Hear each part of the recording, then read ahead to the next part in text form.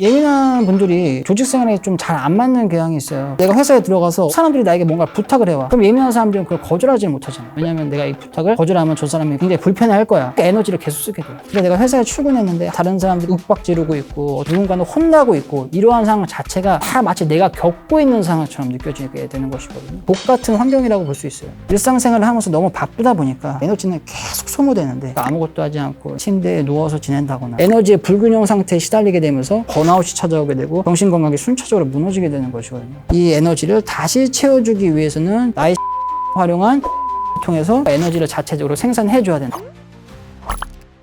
안녕하세요. 저는 성격 분석을 기반으로 하는 심리 코칭 센터를 운영하고 있고요. 작가 활동을 겸하고 있기도 한 최재훈이라고 합니다.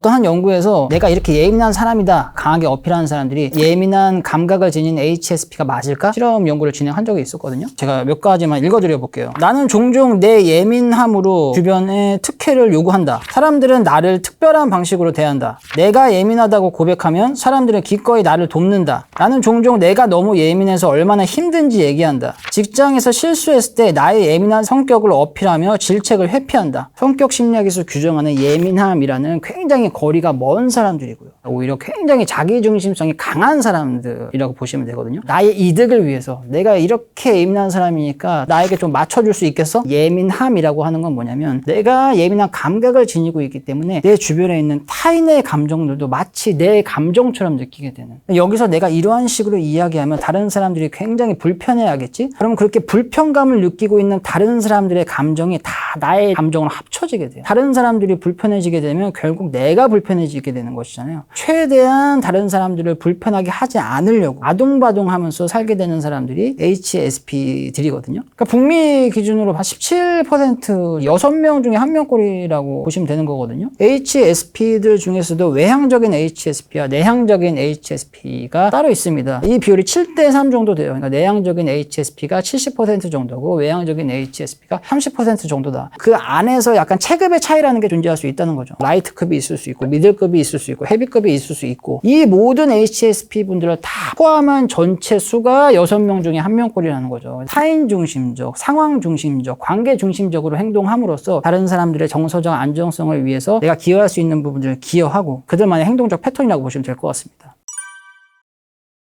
예민한 분들이 조직 생활에 좀 잘 안 맞는 경향이 있어요. 센터에 찾아오시는 HSP 분들도 확실한 공통점이 하나 있는데 그 공통점이 뭐냐면 잦은 이직이에요. 잦은 이직. 거슬리는 지점들이 너무 많은 거예요. 견디지 못하고 회사를 옮겨봤으나 두 번째 회사에서도 거슬리는 게 너무 많은 거죠. 그런 상황이 HSP 회사원들에게 공통적으로 발생하는 현상 같은 것들이거든요. 특히 이제 회사 환경에서 부대낌을 느낄 수 있는 경우를 세 가지로 구분해 본다면, 하나는 이제 물리적 환경, 또 하나는 인적 환경, 또 하나는 이제 직무 환경, 업무 환경이라고 볼 수 있을 것 같아요. 이제 물리적 환경 같은 경우에는 뭐냐면 사방에서 오는 자극을 필터링 없이 계속 받게 된다는 거예요. 사무실에 막 정중앙에 내 데스크가 위치하고 있다라고 한다면 360도가 뻥 뚫려 있는 거잖아요. 좌우뿐만이 아니라 전후에서도 계속 어떠한 자극들이 나의 감각을 괴롭히게 되는 것이죠. 앞이나 왼쪽, 오른쪽 같은 경우에는 내가 계속 보고 있거나 내 이제 시야가 인지할 수 있는 범위이기 때문에 어느 정도는 내가 뭔가를 좀 대처할 수 있고 준비할 수 있는 그러한 자극이라고 볼 수 있는데, 내 뒤에 있는 자극들은 내가 볼 수가 없잖아요. 훨씬 더 나의 신경을 거슬리게 하고 훨씬 더 나의 에너지를 빼앗아 갈 수 있는 숨겨진 자극이라고 볼 수 있거든요. 그래서 HSP들이 본능적으로 뻥 둘려있는 공간에 가게 되면 등을 쥐고 자리를 잡는 경향이 있어요. 무슨 뜻이냐? 뒤가 막혀있는 환경을 선호한다는 거죠. 커피숍이나 식당 같은 데 가도 이제 코너 쪽을 선호를 하는 거죠. 본능적으로 등 뒤에서 올 수 있는 자극을 차단하려고 하는 속성이 반영된 결과일 수도 있고요. 내가 회사를 다니면서 혹은 조직 생활을 하면서 물리적인 자극 유입량을 좀 줄이고 싶다라고 한다면 코너 쪽으로 자리를 좀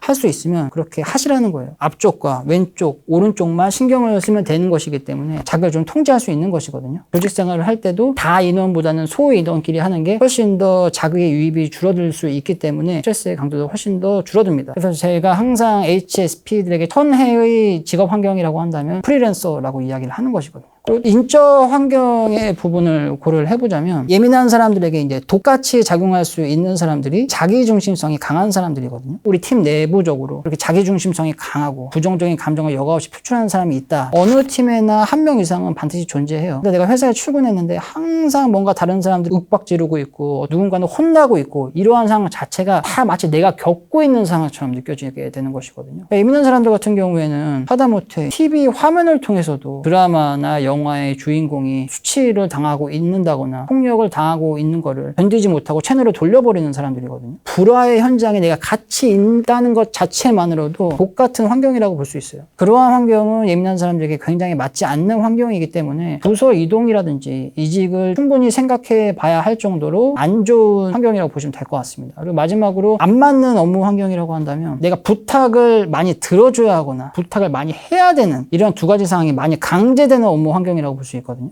영업직이라든지 이제 서비스 계통의 직종이라고 볼 수 있는 것이죠. 예민한 사람들 같은 경우에는 누가 나에게 부탁을 했을 때 그 부탁을 잘 거절하지 못하는 특징을 가지고 있어요. 왜냐하면 내가 이 부탁을 거절하면 저 사람이 굉장히 불편해할 거야. 내가 회사에 들어가서 사람들이 나에게 뭔가 부탁을 해와. 그럼 예민한 사람들은 그걸 거절하지 못하잖아요. 그러니까 에너지를 계속 쓰게 돼요. 내가 계속 또 다른 사람들에게 부탁을 해야 되는 업무가 있을 수 있어요. 예민한 사람들은 부탁을 들어주는 것에서 에너지가 소모되는 것보다 부탁을 하는 것에서 에너지가 소모되는 게 훨씬 더 크거든요. 내가 부탁을 하면 귀찮아하겠지, 굉장히 싫어하겠지, 이런 데까지 다 인지 범위가 미치는 사람들이기 때문에 부탁을 하는 것 자체가 굉장히 어려운 사람이다. 그러니까 그런 직무를 우연찮게라도 맡게 됐다면 시급하게 이제 직무 변경을 좀 추천드리고 싶고요.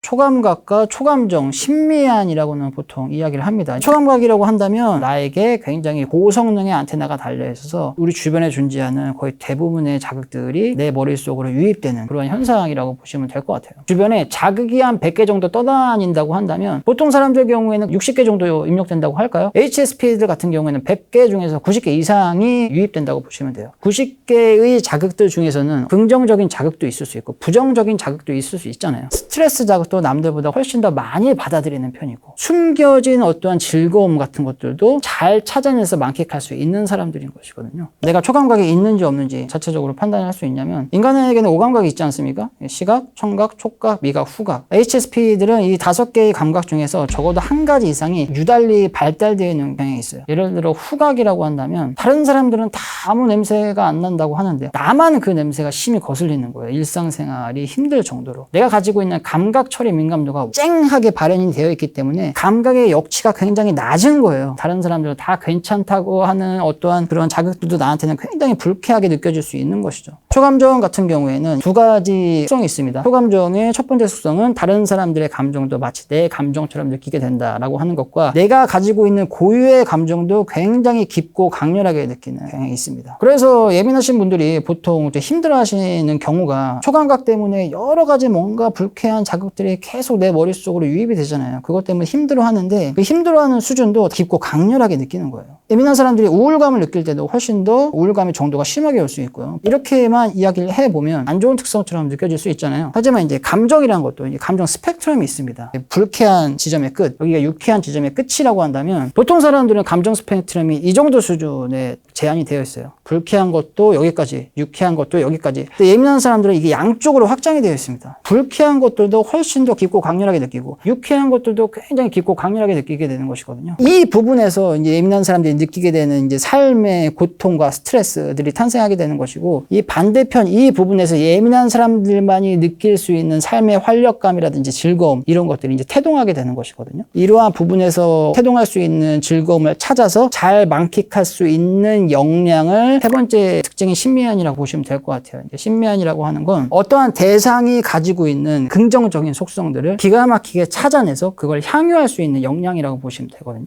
보통 사람들은 잘 못 찾는다는 거죠. 예민한 사람들은 똑같은 대상에게서 훨씬 더 많은 긍정적인 속성을 찾아서 느끼게 된다는 거예요. 한 가지 대상에 빠지게 되면은 광적으로 몰입을 하게 되는 경향이 있거든요. 신미안을 가지고 있기 때문에 어떤 대상을 좋아하게 되면 그 대상이 가지고 있는 긍정적인 속성들을 다 찾아내서 그걸 다 즐기려고 하는 거예요. 그러한 과정들을 통해서 예민한 사람들이 행복감을 느끼고 정신적 에너지의 원천이 되는 것이거든요. 그래서 초감각, 초감정, 신미안을 이렇게 정리하면 될 것 같아요. 예민한 사람들을 힘들게 하는 것들은 보통 초감각과 초감정에서부터 나오게 되는 것입니다. 어떠한 스트레스 자극을 내가 굳이 캐치해서 나에게 훨씬 더 깊은 우울감과 불안감을 안겨주는 것이죠. 그렇게 되면 계속 에너지가 소모되는 것이잖아요. 그렇게 소모된 에너지를 어디서 채우느냐? 심미안을 통해서 채우는 것입니다. 심미 활동들을 통해서 에너지를 재생산하고 또 다른 일상생활을 하면서 에너지가 소모되고 이게 에너지가 순환되는 구조인 것이죠. 그런데 이제 보통 센터에 찾아오시는 HSP 분들 가운데 정신건강이 많이 무너져 있는 분들을 보면은 일상생활을 하면서 너무 바쁘다 보니까 에너지는 계속 소모되는데, 바쁘니까 취미생활을 할 기력도 없고 너무 힘들다 보니까 아무것도 하지 않고 침대에 누워서 지낸다거나 에너지의 불균형 상태에 시달리게 되면서 에너지가 바닥을 치게 되고 번아웃이 찾아오게 되고 정신건강이 순차적으로 무너지게 되는 것이거든요.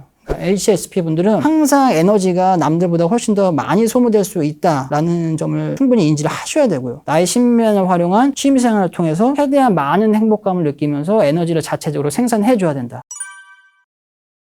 연애를 시작할 때 우리가 어떤 사람에게 호감을 가질까요? 사람들이 보통 집중하는 부분은 저 사람이 내가 좋아하는 면들을 얼마나 많이 가지고 있느냐, 내가 좋아하는 면들을 너무 많이 가지고 있어, 이 사람과 한번 사귀어봐야겠다, 이 사람과 결혼해도 괜찮겠다 라는 생각을 갖고 있는 게 일반적인 사람들의 생각의 패턴이라면, 예민한 사람들 같은 경우에는 고려대상이 하나 더 있어요. 내가 싫어할 만한 요소들을 얼마나 가지고 있지 않느냐 또 아울러 생각해 줘야 되거든요. 예민한 사람들 같은 경우에는 감각의 역치가 워낙에 낮다 보니까 유독 저게 너무 거슬려서 저 사람이랑은 한 공간에 있기가 힘들어, 이 정도 수준의 제한점들을 많이 가지고 있는 사람들이라고 볼 수 있어요. 그러니까 시당초 인간관계를 맺을 때 내가 싫어할 만한 지점이 얼마나 많이 있는가까지도 반드시 아울러서 고려를 해줘야 된다. 예민한 사람들이랑 관계를 맺다 보면 아무 무리 없이 스무스하게 관계가 잘 진척되는 경험을 할 수 있거든요. 한마디로 말씀드리자면 잘 맞는 게 아니라 예민한 사람이 상대방에게 맞춰주는 거죠. 별개로 상대방도 HSP면 서로 안 맞는 부분들이 굉장히 많다고 하더라도 이 사람이 지금 어떠한 점을 싫어하고 어떠한 점을 좋아하는지 알아서 캐치해서 상대방에게 맞는 방향으로 계속 조정을 해나가는 경향이 있어요. 예민한 사람들끼리 만나는 게 사실은 베스트라고 보는 입장이에요. HSP끼리의 페어라고 하더라도 단점이 있어요. 연애를 하고 결혼을 하게 됐을 때 가장 흔하게 발생되는 경우가 아이를 낳고 육아를 하게 되는 경우이거든요. 육아라고 하는 것은 HSP가 느끼기에 고강도의 인생 과업이라고 볼 수 있어요. 이제 엄마도 HSP고 아빠도 HSP면 둘이 같이 헤쳐나가기가 좀 버거워지는 경향이 있어요. 둘 다 감각이 취약하다 보니까. 그러한 측면에서 보자면 오히려 내가 HSP라면 상대방은 나랑은 정말 코드가 안 맞더라도 최대한 무던하고 최대한 좀 둔감한 사람과 만나게 됐을 때 이 사람과의 개인적인 핏은 굉장히 안 맞더라도 여기 이를테면 자녀가 추가된다거나 해서 결혼과 아이, 이유까지 바라봤을 때는 굉장히 둔감하고 무던한 사람과의 조합이 스트레스를 상쇄할 수 있다는 측면에서 나을 수 있다라는 말씀을 드리고 싶어요.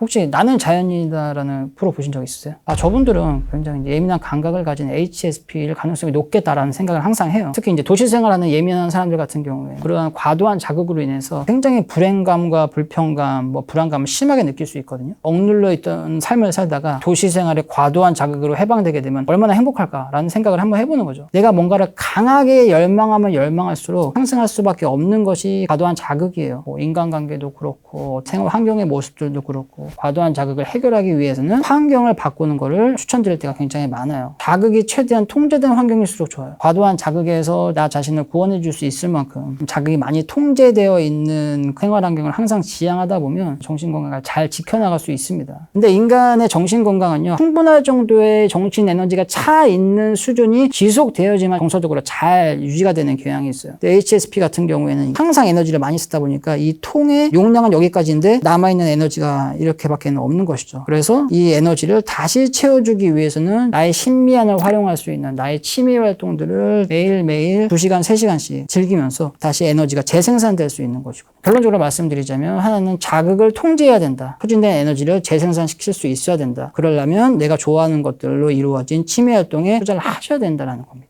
이 두 가지만 지키실 수 있으면요, HSP라는 것을 타고났다는 게 저주처럼 느껴지지 않고 얼마든지 축복처럼 느껴질 수 있을 만큼 만족스러운 인생을 영위할 수 있으실 거라고 생각합니다.